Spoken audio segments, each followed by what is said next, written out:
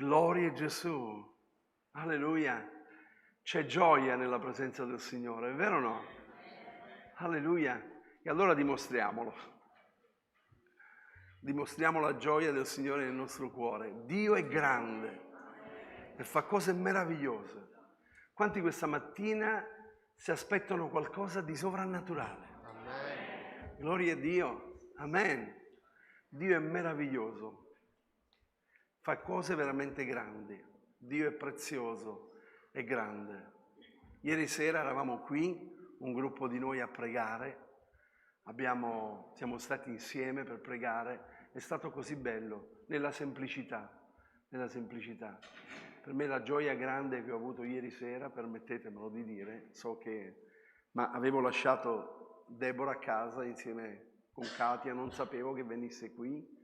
E invece poi ho aperto gli occhi durante la preghiera ed era questo che cantava. E per me si è rotto il cuore. Ho detto, Signore, sei grande, perché fai meraviglie. Amen. Dio è buono, fratelli miei. Dobbiamo rimanere fedeli al Signore, perché Dio farà cose straordinarie nel nostro mezzo. Quanti lo credono? Amen. Alleluia. Quanti vedono già questo locale pieno e la gente fuori che aspetta? Per fare 3 culti al giorno. Io non farò tutti e 3 culti, ma ci sarà chi li fa. Amen. Importante è la presenza dello Spirito Santo, perché è Lui che cambia, che trasforma, che libera, che guarisce, che sana. Amen.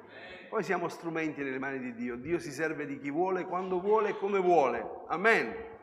Gloria a Dio. Gioia del Signore è la nostra forza. Mamma mia. Gioia del Signore è la nostra forza. Wow, facciamolo sentire ai vicini, no? Gloria a Dio.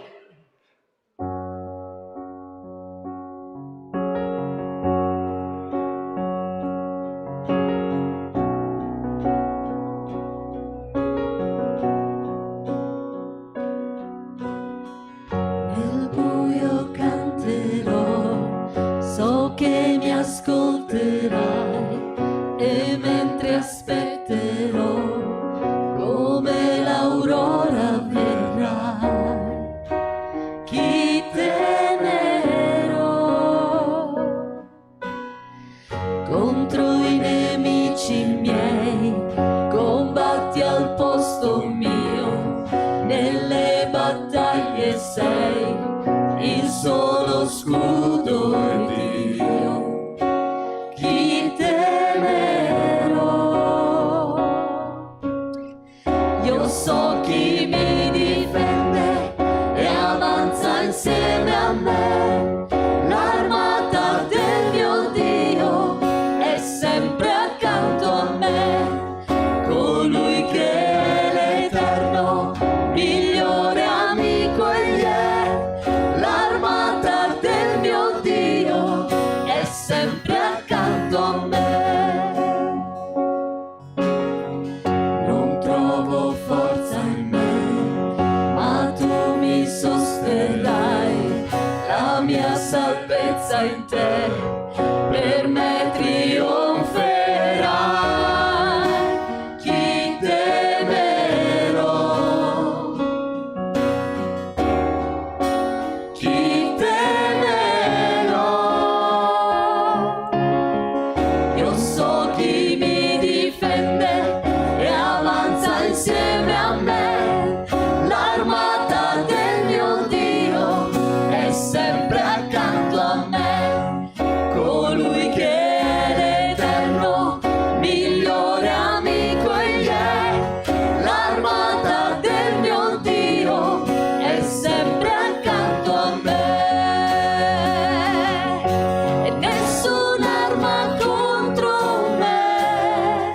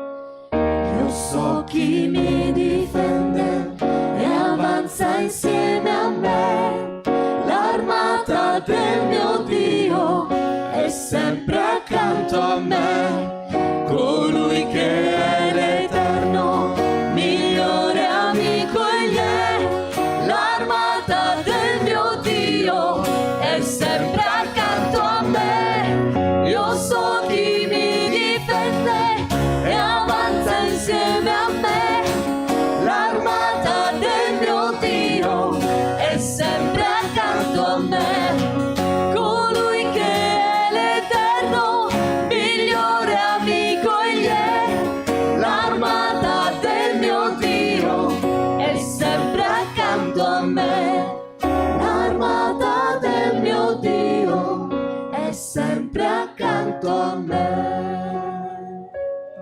Grazie Signore. Alleluia! Tu sei colui che ci difende, Signore. Tu sei colui che ci rialza il capo. Alleluia! Tu sei colui che ti prendi cura di noi ogni giorno, quotidianamente, minuto per minuto. Signore, grazie per questa opportunità che ancora ci concedi oggi di essere insieme alla tua presenza, e vogliamo prenderci tutto il tempo, Signore, che tu ci doni questa mattina per innalzare il nome di Gesù. Che l'unzione del tuo Santo Spirito possa invadere questo luogo.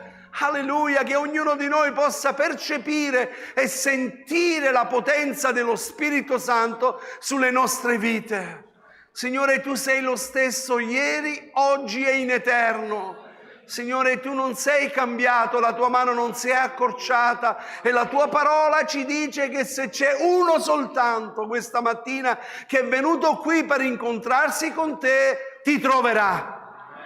Signore, noi siamo più di uno questa mattina che desideriamo toccare il lembo della tua vestimento, desideriamo che virtù escono da te. Signore, fa che in spirito ognuno di noi possa toccare quel lembo, affinché, Signore, possiamo sentirci trasformati nella tua presenza, proprio come Mosè saliva alla tua presenza e il suo volto era raggiante. Così quando usciremo da questo locale, Signore, gli altri possono vedere che siamo stati alla tua presenza. Padre, benedici dovunque, in qualunque luogo, in qualunque posto si sta celebrando, lodando, innalzando il nome tuo, Signore, le comunità che sono intorno a noi, che il tuo Spirito possa invadere quel luogo per portare salvezza, guarigione e liberazione. Usati, Signore, dei miei conservi affinché possano essere usati da te. Signore, ti ringraziamo e ti benediciamo. Sappiamo, Signore, che siamo stati chiamati ad annunciare la salvezza, e ti ringraziamo che hai scelto noi, Signore. Hai scelto quelli che non sono per svergognare quelli che sono. Ci sentiamo indegni, ma Signore, grazie perché tu ci hai resi degno. Padre, benedici gli infermi in mezzo a noi, stendi la tua mano di guarigione. Signore, noi questa mattina ci accosteremo alla tua mensa, ricordando quello che tu hai fatto per noi. Signore, tu sei morto per noi, hai dato la tua vita per noi, affinché noi avessimo vita e vita d'esuberanza. Ma Signore, grazie perché anche per le tue lividure abbiamo avuto guarigioni. E se questa mattina, Signore, come sappiamo, ci sono degli infermi in mezzo a noi che possono avere quella consapevolezza e certezza di fede, di credere che tu su quella croce non ci hai soltanto acquistati a caro prezzo, ma ci hai anche guariti. E noi proclamiamo, Signore, nel nome di Gesù, del tuo Figlio, guarigione in mezzo a noi questa mattina. Spirito Santo, visitaci, parlaci attraverso il tuo trono. Ti ringraziamo e ti benediciamo nel nome di Gesù. Alleluia.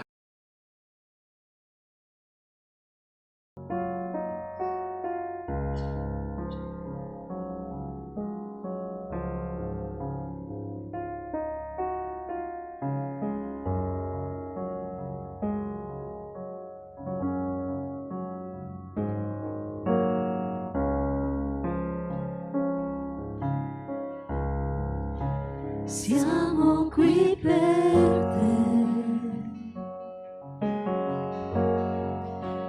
muoviti fra noi, quello che hai fatto già, lo rifarai per noi, se gridiamo a te.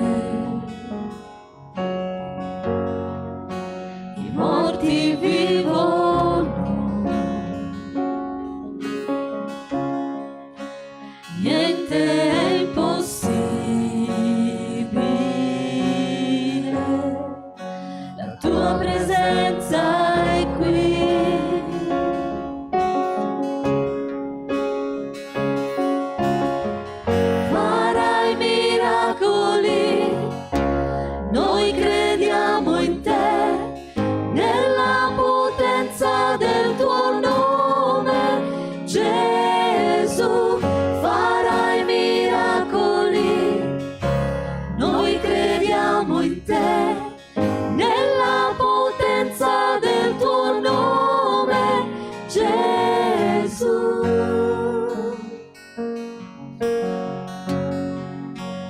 Tu conosci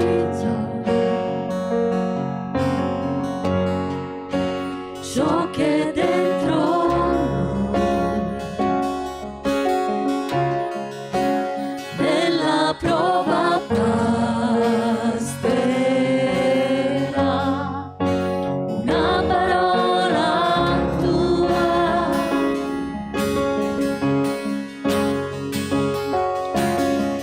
Farai miracoli, noi crediamo in te, nella potenza del tuo nome, Gesù. Farai miracoli, noi crediamo in te, nella potenza del tuo nome, Gesù.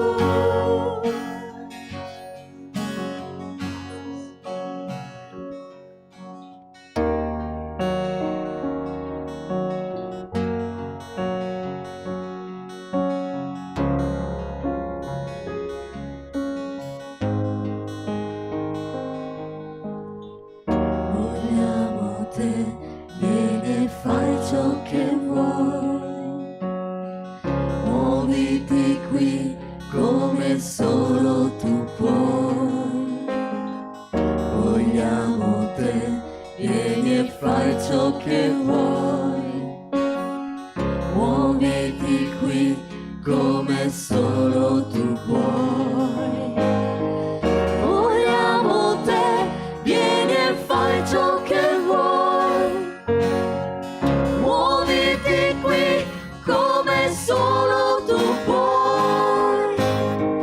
Vogliamo te, vieni e fai ciò che vuoi, muoviti qui come solo tu puoi.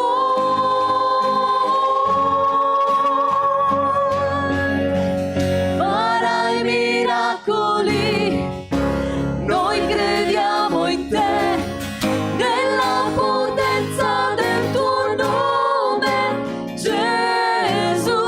Farai miracoli, noi crediamo in te, nella potenza del tuo nome, Gesù.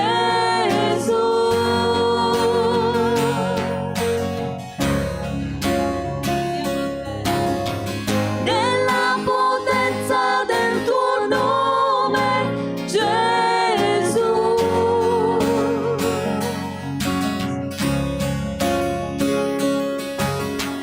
Nella potenza del tuo nome, Gesù.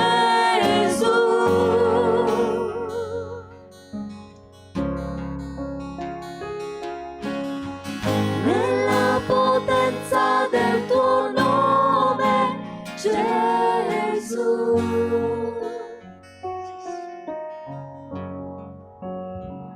Noi adoriamo te, Signore.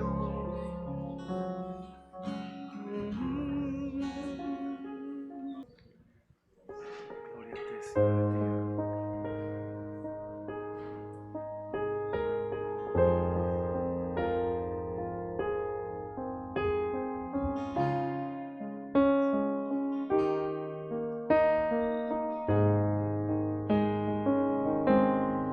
E se il mio spirito forza non ha, so che il tuo spirito lo rafforzerà. E se il mio occhio ha perso la luce, la tua presenza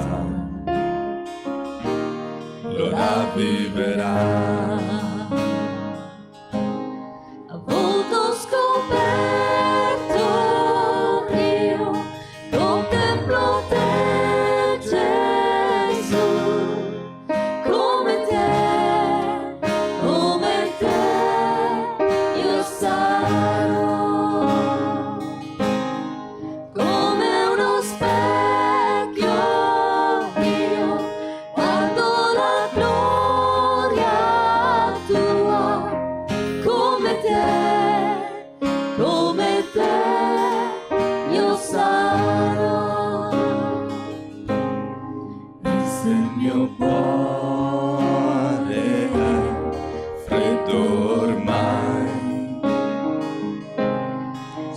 che il tuo spirito lo riscalderà. E se nel petto sono una pietra, so che il tuo nome inciderai. A volto scoperto io contemplo te, Gesù, come te io sarò, come uno specchio io guardo la gloria tua, come te io sarò. Perché tu, Gesù, hai versato il tuo sangue per me. Perché tu, Gesù, hai versato il tuo sangue per me. Perché tu, Gesù, hai versato il tuo sangue per me. Perché tu, Gesù, hai versato il tuo sangue per me. A volto scoperto io contemplo te, Gesù, come te io sarò, come uno specchio io guardo la gloria tua, come te io sarò, Come te io sarò,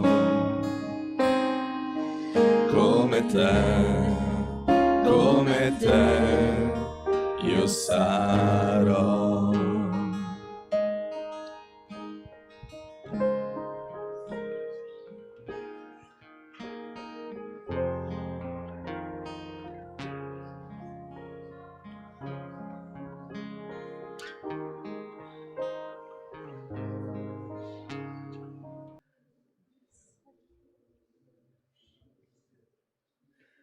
Vi è una porta, dice il Signore, che ci separa. Vi è una porta che mi separa da te. Tu continui a chiedermi di operare, di intervenire nella tua vita, di cambiare le situazioni, le circostanze che sono intorno a te, nella tua vita, ma tieni chiusa questa porta e mi parli attraverso questa porta e io continuo a bussare alla tua porta, perché desidero che tu mi apri questa porta, perché io desidero parlare con te faccia a faccia, perché io desidero compiere un'opera straordinaria nella tua vita, ma tu devi vedere il mio volto, dice il Signore. Tu hai bisogno di avere un incontro con me, perché non è qualcosa soltanto mentale, ma io desidero che il mio spirito possa riempire la tua vita, affinché tu possa testimoniare agli altri che ti sei incontrato con me. Quell'incontro che io ebbi con Zaccheo, voglio avere lo stesso incontro, perché io voglio venire ad abitare in casa tua. E desidero, dice il Signore, più di quando tu lo desideri, benedire la tua vita. Ma tu continui ad avere questa porta chiusa. E questa porta la puoi aprire solo tu, all'interno. Aprimi il tuo cuore, dice il Signore, perché io desidero incontrarmi con te. Desidero venire e lavorare nella tua vita, affinché tu possa avere un cambiamento radicale e che tu possa continuare a vivere nella mia volontà e che tu possa raccontare agli altri che hai aperto la tua porta e io sono entrato e sono venuto da te. così potrai dirlo anche agli altri, che io sono il vivente, che io sono colui che può cambiare ogni situazione. Questo è quello che io ti chiedo. Non importa da quanto tempo tu mi conosci, non è importante quanti culti tu frequenti. Quello che io ti sto chiedendo questa mattina, aprimi la porta del tuo cuore, perché io desidero venire e incontrarmi con te. Alleluia. Ramashalasaya. Harapakala Masaya. Alleluia. Gloria a Gesù. Alleluia. Gloria a Gesù. Amen. Gloria a Dio. Prima che vi accomodate, voglio cantare un cantico. Un cantico che dice: non sono più lo stesso. Quanti da quando hanno conosciuto il Signore non sono più gli stessi? Le stesse persone. Gloria a Dio. Amen. Se non è vero, non alzare la mano, perché Dio lo sa. Se tu continui a vivere la stessa vita vuol dire che non ti sei incontrato con Cristo risorto. Ma se la nostra vita è cambiata, allora possiamo cantarlo insieme, guardando il fratello o la sorella che è vicino a te e digli: non sono più lo stesso, no, non sono più lo stesso. Amen. Con la gioia del Signore. Gloria a Dio. Non ce l'hai?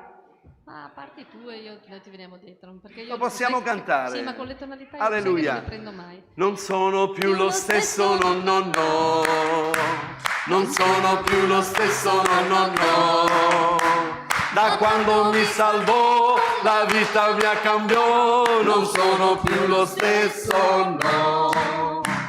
Non sono più lo stesso, no. Non sono più lo stesso, no.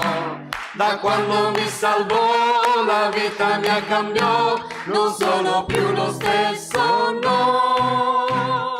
Ho la vittoria, ho la vittoria, ho la vittoria in Gesù, che m'ha salvato, m'ha liberato dalle catene del male. Io sento gioia, gioia, gioia, gioia dentro al mio cuore. Sì, dentro al mio cuore, sì, dentro al mio cuore. Io sento gioia, gioia, gioia, gioia dentro al mio cuore. Sì, dentro al mio cuore, Gesù. Alleluia. Sono felice, così felice. Io ho l'amore di Gesù nel cuore. Sono felice, così felice. Io ho l'amore di Gesù nel cuore. Io sento pace, pace, pace, pace dentro al mio cuore. Sì, dentro al mio cuore. Sì, dentro al mio cuore. Io sento pace, pace, pace, pace dentro al mio cuore. Sì, dentro al mio cuore, Gesù. Alleluia. Sono felice, così felice. Io ho l'amore di Gesù nel cuore. Sono felice, così felice. Io ho l'amore di Gesù nel cuore. Amen. Alleluia. Gloria a Gesù. Accomodatevi. Ricordo che ero ragazzino, tornavamo dal campeggio, che avevamo cantato questo cantico, lo volevamo cantare in chiesa, ma il pastore diceva: no, in chiesa le mani non si battono. E noi eravamo così gioiosi che volevamo cantarlo al campeggio, c'era Dio, ma in chiesa non potevamo farlo. E allora quando lo cantavamo, facciamo tutti quanti con le mani così, che non ci vedevano. La gioia del Signore deve riempire i nostri locali di culto, perché siamo noi che portiamo gioia. Amen.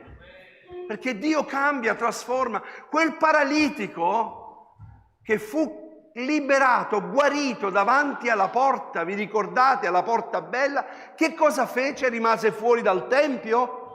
No, lui entrò nel tempio e saltellava e danzava e lodava e glorificava il nome del Signore e scombussolò a quei tempi tutti, perché non si poteva fare, ma lui sapeva che l'Eterno lo aveva liberato, lo aveva guarito. Ed era una gioia ineffabile, non la poteva tenere per sé. E questa mattina noi non possiamo tacere, perché se noi taciamo le pietre grideranno al Signore. Amen. Siamo stati lavati, riscattati, rimpiancati con il sangue dell'agnello e questa mattina noi lo ricorderemo, ma non deve essere qualcosa, una routine. Dobbiamo realmente realizzarlo questo, fratelli, fino all'ultimo istante della nostra vita che andremo con il Signore. Noi non smetteremo mai di ringraziare e glorificare il nome del Signore, perché Egli è degno. Amen. Gloria a Gesù. Bene, questa mattina c'è Silvia che vuole dirci qualcosa di porte aperte. Alleluia, quindi ascoltiamo. Gloria a Gesù. Pace a voi. Il Signore ci dà sempre delle lezioni, almeno io cerco di prendere delle lezioni dal Signore in ogni cosa, in ogni situazione, non soltanto quando veniamo in chiesa, quando ci troviamo con i fratelli, ma sempre. Delle grandi lezioni di fede ce le danno i fratelli perseguitati. Quindi adesso vedremo un video che annuncia, diciamo, che spiega dei buonissimi motivi per entrare in contatto con i fratelli della Chiesa perseguitata. Il convegno, ve lo anticipo, ma lo dirà anche il fratello Cristiano, è dal 28 al 30 di aprile a Bellaria, cioè nella costa riminese. Comunque tutti i dettagli adesso ve li ascoltate da Cristiano. Se le iscrizioni sono online, se qualcuno di voi desidera iscriversi e ha qualche difficoltà, non riesce a trovare, eccetera, mi chiama, mi scrive, così io vi posso aiutare. Grazie, il Signore vi benedica. Alleluia.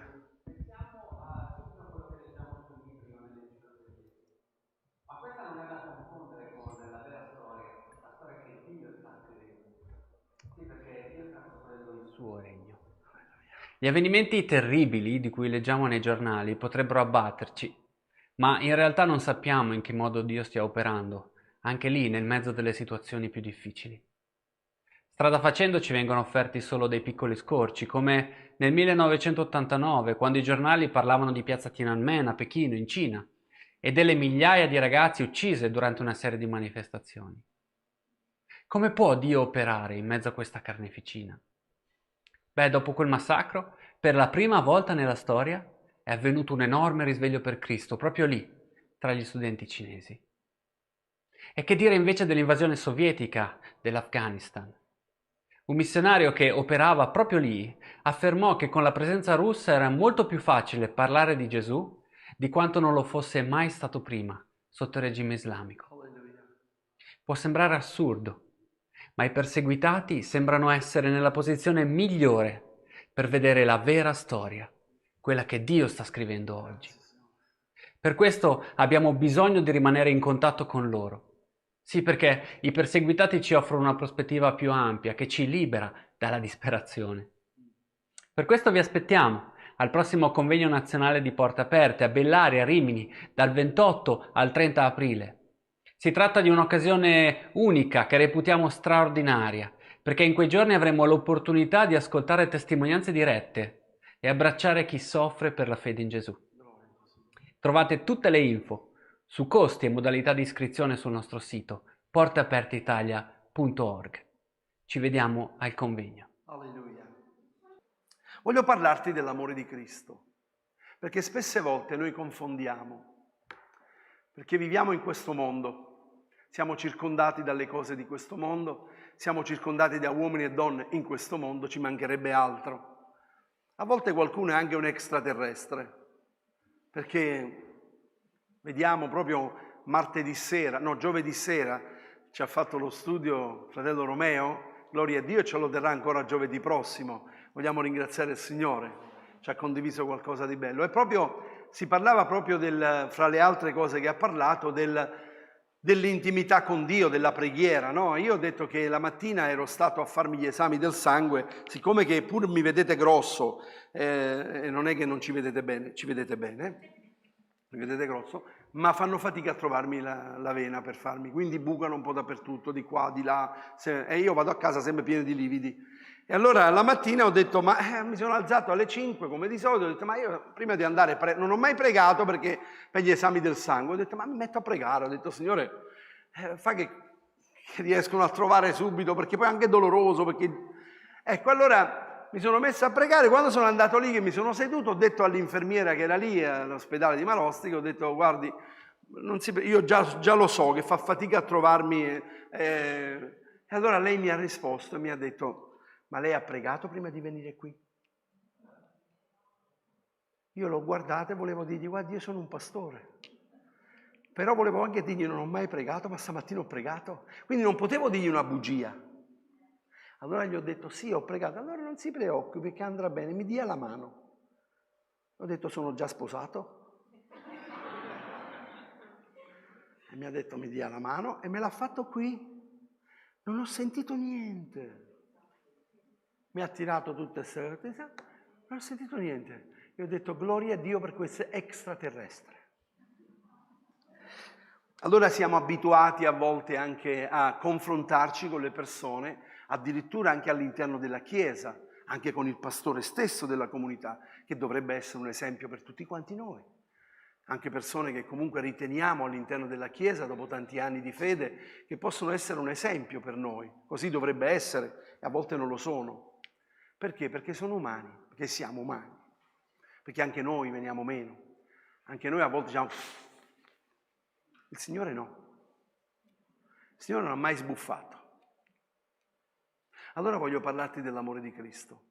Voglio parlarti di qualcuno che, secondo il mio punto di vista, era un folle. Sapete cosa significa folle? Sì, io sono andato a vedere perché non volevo usare un termine, come dire, sbagliato. Amare moltissimo qualcuno o qualcosa in maniera assoluta e cieca, tanto da essere disposti a compiere le azioni più insane,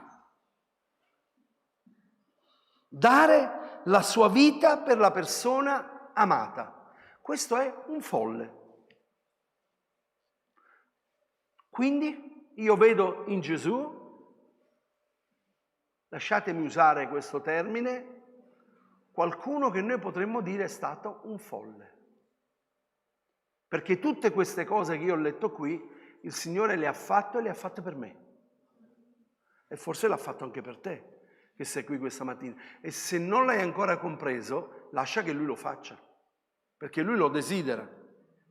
Giovanni capitolo 13, versetto 1, prenderò alcuni versetti della Scrittura per portarvi a quello che voglio condividere con voi. Or prima della festa di Pasqua, sapendo Gesù che era venuta la sua ora di passare da questo mondo al Padre, avendo amati i suoi che erano nel mondo, li amò fino alla fine. In Luca, capitolo 22, versetto 15, dice: allora egli disse loro: ho grandemente desiderato di mangiare questa Pasqua con voi prima di soffrire. Queste due cose, apparentemente, forse razionalmente, sono cose che per me sono inspiegabili. Perché sono inspiegabili? Perché stiamo parlando non di un uomo normale, stiamo parlando di un uomo che conosceva ogni cosa, un uomo che sapeva quello che da lì a poco sarebbe accaduto. Lui sapeva chi aveva davanti, quello che gli stavano facendo, quello che avrebbero fatto, conosceva i loro pensieri. Quindi immaginate, a volte noi ci facciamo dei film e questi film che ci facciamo creano una barriera con la persona che non ci ha fatto ancora niente, però pensiamo che quella persona ci abbia fatto qualcosa e quindi questo cosa crea? Una barriera, un muro. Siete d'accordo con me o no? Sono solo io? Ci crea una barriera, un muro. A volte pensiamo: quella ce l'ha con me, quello ce l'ha con me. E questo crea una barriera. Creiamo un muro. Ora, se qualcuno poteva creare un muro era proprio Gesù. Gesù poteva creare una barriera, perché davanti a sé Gesù aveva Pietro. Gesù sapeva tutto quello che da lì a poco sarebbe accaduto. Giuda che lo avrebbe venduto per pochi soldi. Abbiamo letto che li amò fino alla fine. Cioè, Gesù sapeva che lui sapeva chi era. Gesù ha preso il boccone, che era la cosa più prelibata, il boccone, l'ultimo, no? Fa la scarpetta, e in quell'occasione, in quella circostanza, per la cultura, era che tu la davi alla persona che volevi di più bene. E lui li prende e glielo dà. E dice, quello che devi fare, fallo presto. Wow. Che Pietro, che lo avrebbe rinnegato 3 volte, lo sapeva questo.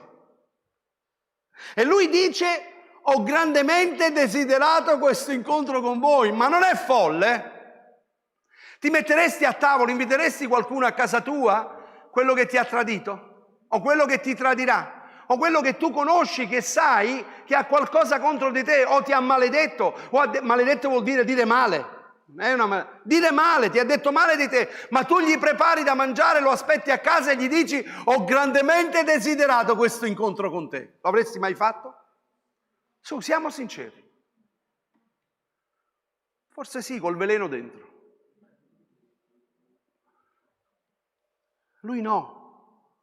Lui sapeva che da lì a pochi tutti lo avrebbero abbandonati, sarebbero andati via, nessuno sotto la croce. Vediamo uno soltanto, Giovanni, e che lo seguiva da lontano, poi dice la scrittura, no? Giovanni e le donne sotto la croce. Lui sapeva che 3 anni stati insieme con loro, con tutto quello che lui gli aveva fatto vedere, quello che gli aveva dato, soffiò su di loro lo Spirito, ricevete lo Spirito, loro tornarono, abbiamo visto potenti guarigioni, liberazioni, miracoli. E Gesù disse, non rallegratevi per questo, rallegrate perché il vostro nome è scritto nel libro della vita. Pietro che cammina sulle acque, Pietro che va sul monte della trasfigurazione, che vede Gesù, Elia, Pietro vede qualcosa di straordinario, miracoli. A casa sua portano a Gesù e la suocera che era ammalata, inferma da una febbre altissima, Gesù entra in casa e guarisce la suocera. E qualcuno ha detto, mi ricordo alla scuola biblica, disse, è per questo che ha rinnegato Gesù. Perché ha guarito la suocera. Una volta un pastore ci disse, finalmente abbiamo scoperto perché Pietro ha rinnegato Gesù. Noi pensavamo che realmente lui avesse studiato da dove tira fuori questa cosa, invece lui disse perché ha guarito la suocera. No, suocere, vi amiamo.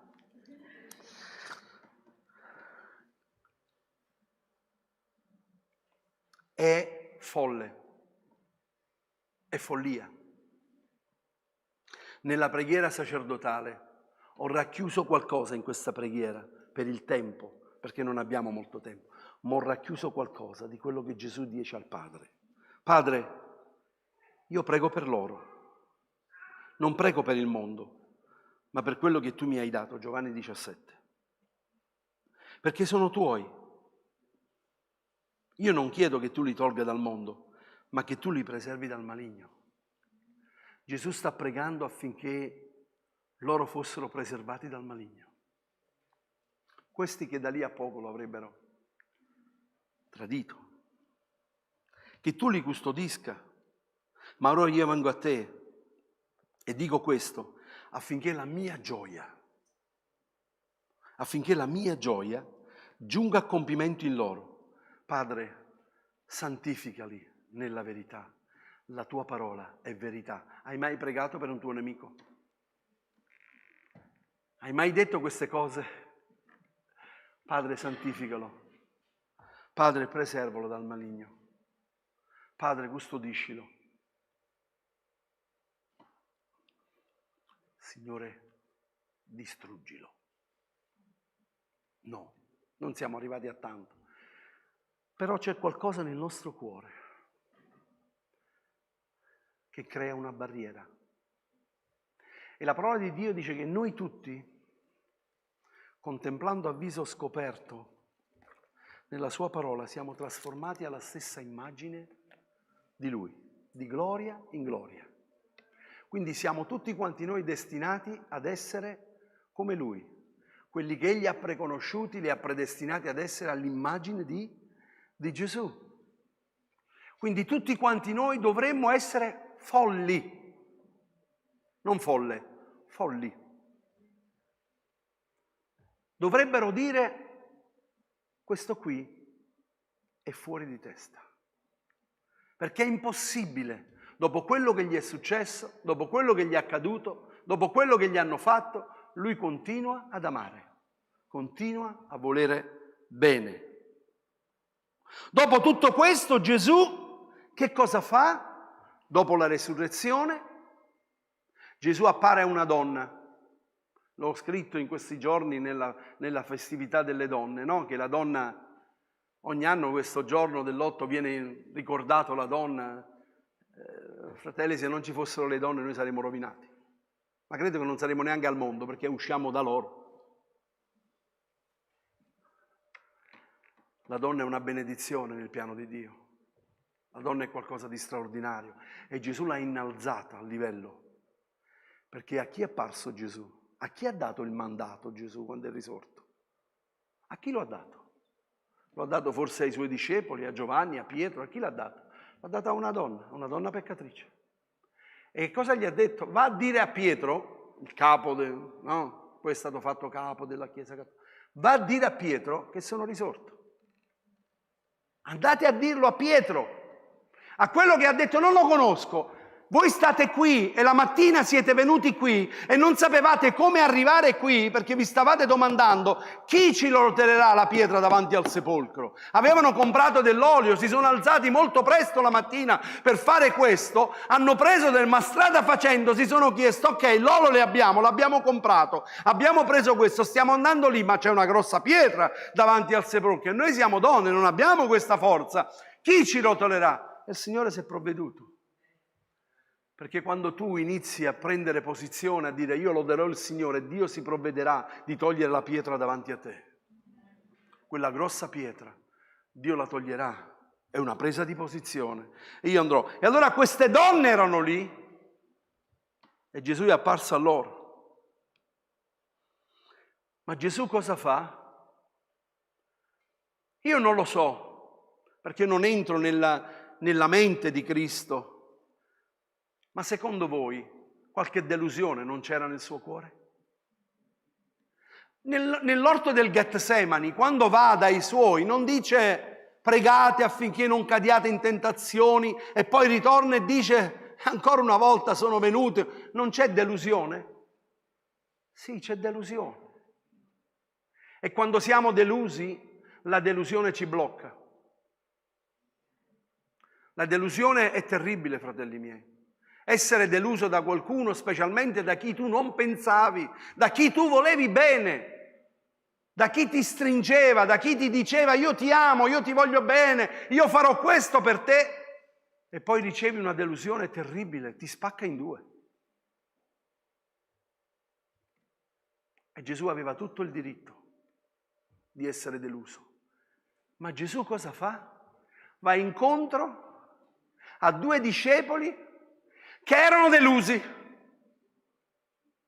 che erano senza speranza, che avevano perso la speranza, avevano perso ciò che Gesù aveva detto, attendete in Gerusalemme, non ve ne dipartite da lì. E loro invece vanno via.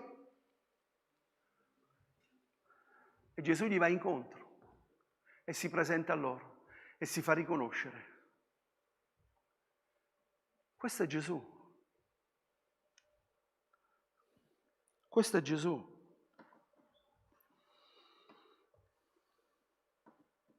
Tutto questo è chiamato follia. Tutto questo è follia. Ma voglio dirti ancora qualcosa di più profondo questa mattina. È quello che ho predicato al funerale della sorella. Mi sono sempre detto, ma io queste predicazioni le faccio sempre ai funerali. Ma io li dovrei fare ai vivi. E quella mattina ho detto, questa predicazione non è per lei, è per voi, per tutti quanti voi. Perché noi qui scegliamo cosa vogliamo fare. Chi vogliamo seguire? Che cosa ne facciamo della nostra vita? Lo scegliamo qui.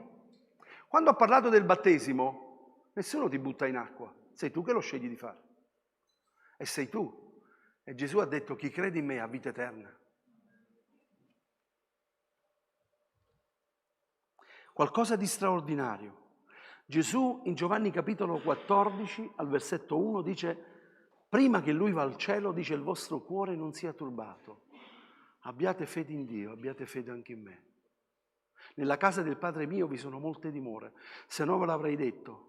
Io vado a prepararvi un posto e quando sarò andato e vi avrò preparato il posto, ritornerò e vi accoglierò presso di me, affinché dove io sono siate anche voi. Questa è una promessa straordinaria. Gesù li vede triste, li vede abbattuto e gli dice il vostro cuore non sia turbato. Pensate, che amore che aveva Gesù. Sì, perché Gesù vede la tristezza del tuo cuore, vede la tristezza del mio cuore, perché Gesù conosce ogni cosa della mia vita. Che tu ci creda o no, Lui sa ogni cosa. Conosce ogni cosa. E allora che cosa fa? In Giovanni capitolo 17, il versetto 20 dice, or io non prego solo per questi, cioè quelli, ma anche per quelli che crederanno in me per mezzo della tua parola. In questo ci sei tu, ci sono io. Gesù non sta pregando soltanto per i 12, non sta pregando soltanto per loro, ma sta pregando per quanti ancora hanno creduto in loro. E questa mattina, se tu sei qui e hai creduto, Gesù sta pregando per te. Quando io battezzo le persone, avete sentito cosa dico? Credi che Gesù è alla destra del Padre e prega e intercede per te? Perché il suo ministero attuale è quello di pregare e intercedere per ognuno di noi. Egli è seduto alla destra del Padre e intercede per ognuno di noi. Ieri sera, quando il fratello Marco prima diceva, il termine che io ho sentito nel mio cuore, prima di uscire da qui, ho detto, io lo devo dire. Non posso uscire da qui se non dico quello che il Signore ha messo nel mio cuore, altrimenti non riesco neanche a dormire quelle poche ore che dovrò dormire, ma il Signore diceva, tu non mi hai deluso.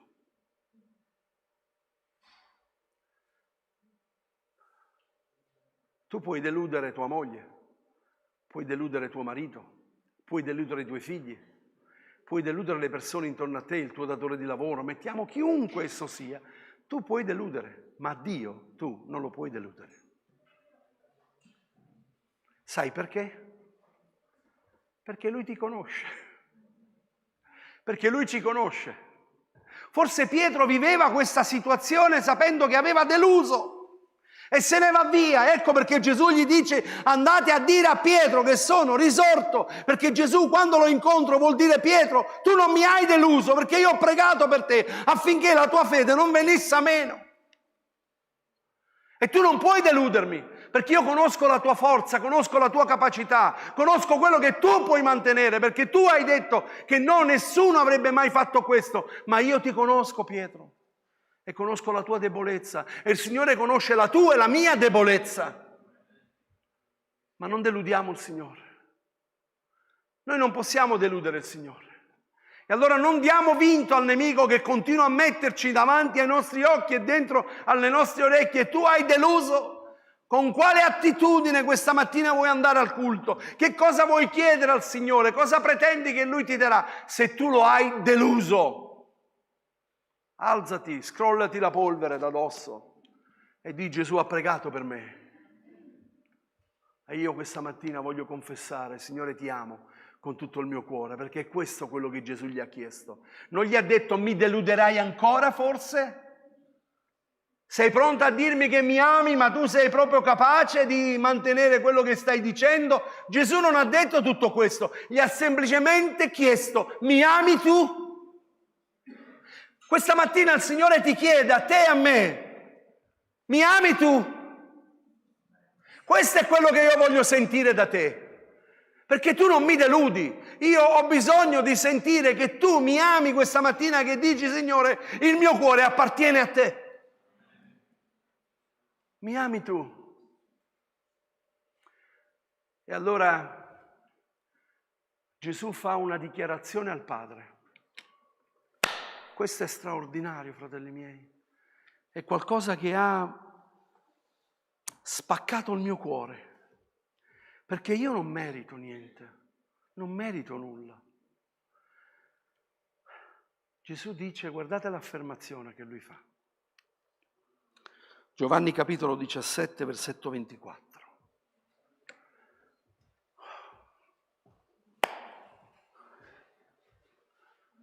Padre, questo è il testamento di Gesù. In questo testamento ci sei tu, ci sono io. Padre, io voglio, cioè qualcosa che non dice se tu vuoi. Oh, Signore, io desidererei, Padre, io desidererei. No, è affermativo, io voglio. E siccome che lui aveva l'autorità di dire io voglio, sai perché? Perché lui ti ha acquistato e mi ha acquistato con il suo sangue. Siamo suoi. Io voglio che dove sono io siano con me anche coloro che tu mi hai dato, affinché vedano la mia gloria che tu mi hai dato, perché tu mi hai amato prima della fondazione del mondo. Cioè, dicevo la sorella, dov'è la sorella adesso? Dov'è la sorella Lidia, dicevo l'altro giorno? E dove Gesù ha detto, Padre, io voglio che dove sono io siano anche quelli che tu mi hai dato. È un'affermazione. E lei ha la presenza del Padre e sta vedendo la gloria di Dio.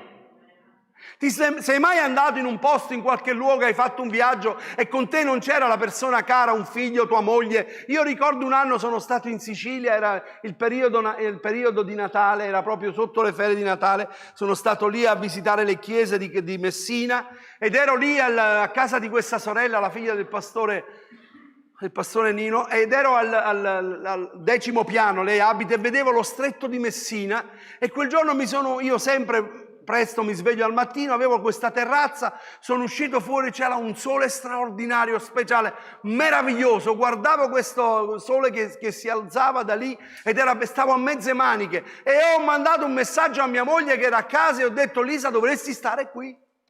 Qui sopra c'era un freddo terribile, lì c'era il sole che usciva, io lo vedevo da lì e dico, dovresti stare qui. E chissà, i nostri cari che ci hanno preceduto vorrebbero dire, dovresti stare qui.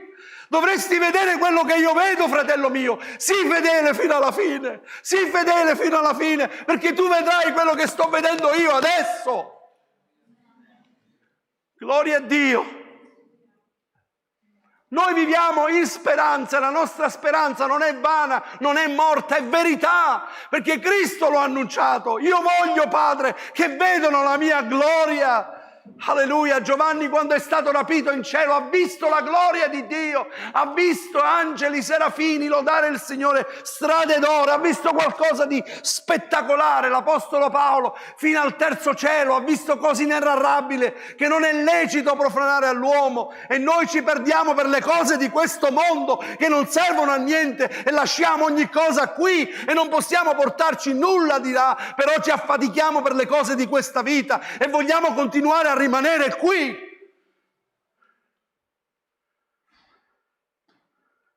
Paolo diceva, sono combattuto da 2 lati, vorrei andarmene con il Signore e invece devo rimanere qui, ma se rimango è per voi, perché vivere in Cristo, il morire, mi è di guadagno.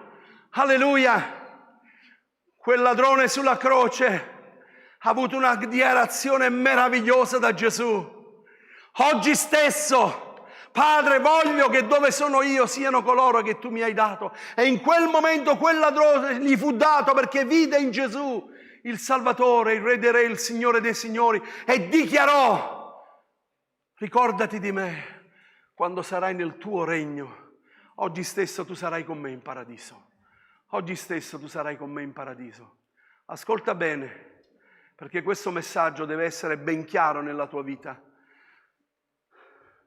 Se tu non hai ancora ricevuto Gesù nel tuo cuore, se non lo hai fatto ancora Signore e Salvatore della tua vita, non aspettare troppo, perché il domani non ti appartiene. Non sai nulla del domani tuo, neanche un attimo successivo della tua vita. Oggi dai il cuore al Signore. Oggi aprigli quella porta.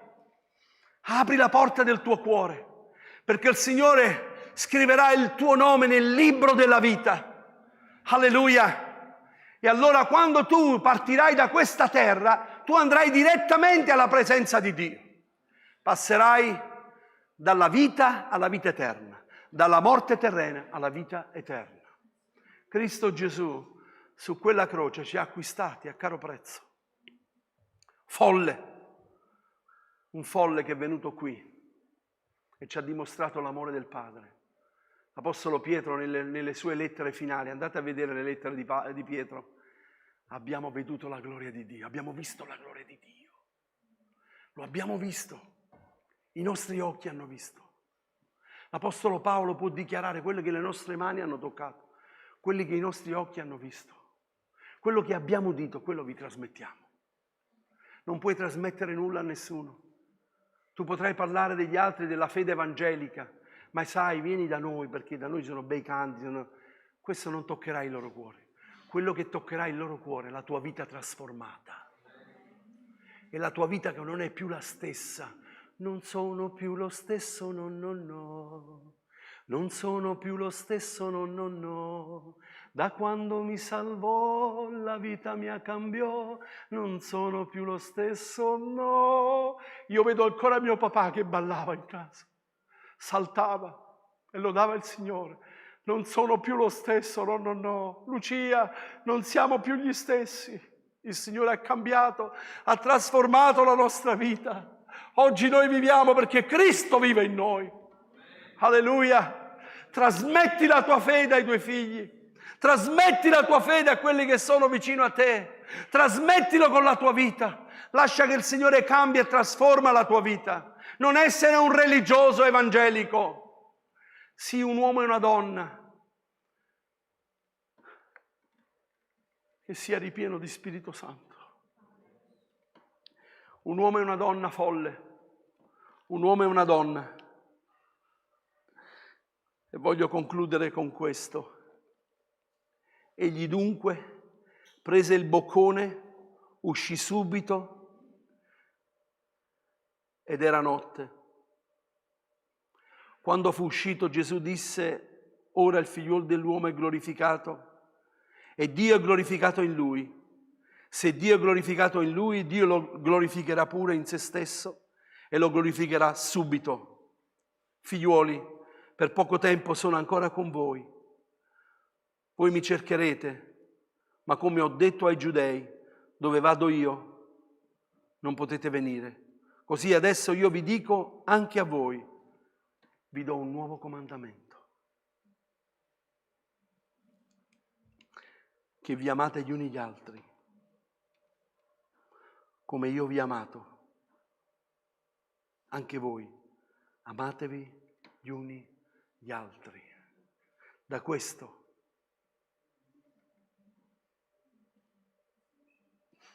Da questo conosceranno tutti che siete miei discepoli, se avete amore gli uni gli altri. E questo è quello che Gesù ha fatto. Un folle, uno che aveva tutte le ragioni di chiudere completamente, di stare forse solo con Giovanni, quello che appoggiava la testa sul cuore di Gesù. Ma la parola dice, lui lo afferma, che il più piccolo di questo regno è maggiore di Giovanni Battista.